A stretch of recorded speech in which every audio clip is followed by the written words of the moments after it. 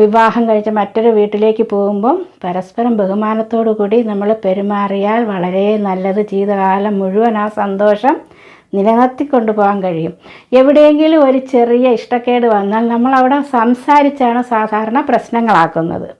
അപ്പോൾ ആ രീതിയിലുള്ള സംസാരങ്ങൾ കഴിയുന്നതും ഒഴിവാക്കിയാൽ കുടുംബം വളരെ സന്തോഷമായിരിക്കും. പലപ്പോഴും പലരും വിചാരിക്കണം എൻ്റെ കുട്ടി എനിക്ക് വലുത്, ഞാൻ പറയുന്നത് ശരി. അപ്പോൾ ഈ അടുത്ത കാലത്ത് ഒരാൾ പറയുന്ന ഒരു വാക്ക് ഞാൻ ശ്രദ്ധിച്ചു, ഞാൻ തെറ്റ് കണ്ട മുഖത്ത് നോക്കി പറയും. അപ്പോൾ ഞാൻ പറഞ്ഞു, അയ്യോ അങ്ങനെ പറയരുത്. നമുക്ക് വേറൊരാൾ പറയുന്നത് ചിലപ്പം തെറ്റെന്ന് തോന്നും. ആ ആളിൻ്റെ ഭാഗത്ത് നിന്ന് ചിന്തിക്കുമ്പോൾ ആ ആൾ പറയുന്ന ശരി, നമ്മൾ തെറ്റ് എന്ന് തോന്നും. അത് നമ്മൾ മനസ്സിലാക്കിയിരിക്കേണ്ട കാര്യങ്ങളാണ്. കല്യാണം കഴിഞ്ഞ് വീട്ടിൽ വരുമ്പോൾ ഭാര്യയോട് ആദ്യം നല്ല സ്നേഹമായിരിക്കും. പിന്നെ കുറച്ച് ദിവസം കഴിയുമ്പോൾ അവളെ തോൽപ്പിക്കാൻ വേണ്ടി ഭർത്താക്കന്മാർ ചെയ്യുന്ന കാര്യം എന്താണെന്നറിയാമോ? അവളെ വീട്ടുകാരെ പറ്റി അവൾക്ക് ഇഷ്ടപ്പെടാത്ത രീതിയിൽ സംസാരിക്കും. അപ്പോൾ അവൾക്ക് സങ്കടം വരും. പക്ഷേ അവൾ എന്ത് ചെയ്യുന്നറിയാം, ഭർത്താവ് തന്നെ ചിലപ്പം ചില കാര്യങ്ങളിൽ വീട്ടുകാരെ പറ്റിയുള്ള ഇഷ്ടം വരാതിരിക്കുകയും പുറകുറുക്കുകയും ചെയ്യും. എന്തെങ്കിലും അതനുസരിച്ച് ഇവളോട് വഴക്കിടുകയും ചെയ്യും. ആ സമയം ഭാര്യ എന്ത് ചെയ്യണം, ഈ ഇദ്ദേഹം പറയുന്ന അങ്ങോട്ട് പറഞ്ഞോട്ട് പോട്ട് എന്ന് കരുതി മിണ്ടാതിരിക്കുമ്പോൾ പ്രശ്നം ഒരുവിധം സോൾവ് ആവാം. പക്ഷെ ഭാര്യ എൻ്റെ വീട്ടുകാരാണ് ശരി, അവർ പറയുന്നതാണ് ശരി എന്ന് പറഞ്ഞ് ന്യായീകരിക്കും. അപ്പോൾ കൂടുതൽ ദേഷ്യം വരും ഭർത്താവിന്. ഈ ഭർത്താവ് വിചാരിക്കുന്നത് എന്തെന്ന് വെച്ചാൽ ഭാര്യയ്ക്ക് ദേഷ്യം വരണം.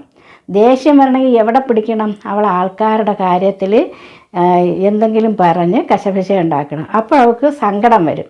അവളെ സങ്കടപ്പെടുത്താൻ വേണ്ടിയിട്ടാണ് ഭർത്താവ് ഓരോന്ന് പറയുന്നത്. അത് നമ്മൾ മനസ്സിലാക്കണം.